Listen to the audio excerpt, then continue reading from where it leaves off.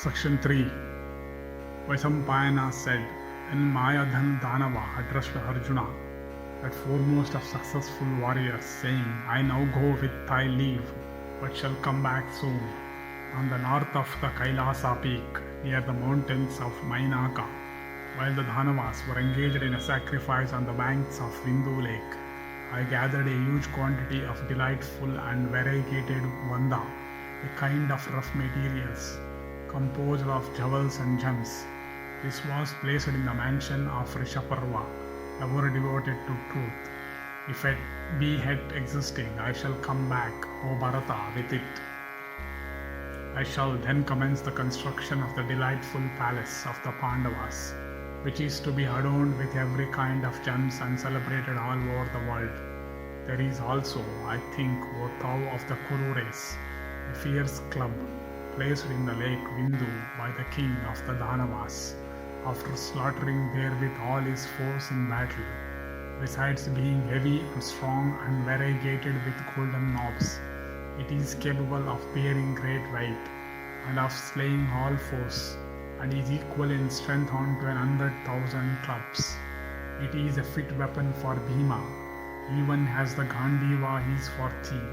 There is also in that lake a large conch shell called Devadatta of loud sound that came from Varuna.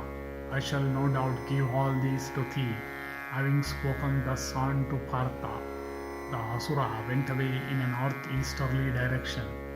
On the north of Kailasa, in the mountains of Mainaka, there is a huge peak of gems and jewels called Hiranyashringa. Near that peak is a delightful lake of the name of Vindu. There on its banks previously dwelt King Bhagirath for many years, desiring to behold the goddess Ganga, since called Bhagirathi after that king's name. And there on its banks, O thou, rest of the Bharatas, Indra, the illustrious lord of every created thing, performed 100 great sacrifices. There, for the sake of beauty, though not according to the dictates of the ordinance, were placed sacrificial stakes made of gems and altars of gold. Thereafter, performing those sacrifices, the thousand-eyed lord of Sachi became crowned with success. There the fierce Mahadeva, the eternal lord of every creature, has taken up his abode after having created all the worlds, and there he dwelt, worshipped with reverence by thousands of spirits.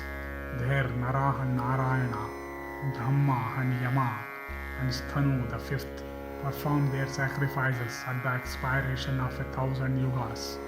There, for the establishment of virtue and religion, Vasudeva, with pious devotion, performed his sacrifices extending for many long years. There were placed by Keshava thousands and tens of thousands of sacrificial stakes, adorned with golden garlands and altars of great splendor. Going thither, O Bharata, Maya brought back the club and the conch shell and the various crystalline articles that had belonged to King Rishaparva, and the great Asura Maya, having gone thither, possessed himself of the whole of the great wealth which was guarded by Yakshas and Rakshasas. Bringing them, the Asura constructed there with a peerless palace, which was of great beauty and of celestial make, composed entirely of gems and precious stones, and celebrated throughout the three worlds. He gave unto Bhimasena the best of clubs, and unto Arjuna the most excellent conch shell, at whose sound all creatures trembled in awe. And the palace that Maya built consisted of columns of gold, and accompanied and occupied, O monarch, an area of 5,000 cubits. The palace, possessing an exceedingly beautiful form, like unto that of Agni or Surya or Soma, shone in great splendor, and by its brilliance seemed to darken even the bright rays of the sun, and with effulgence it exhibited, which was a mixture of both celestial and terrestrial light. It looked as if it was on fire, like unto a mass of new clouds, conspicuous in the sky. The palace rose up, coming into view of all.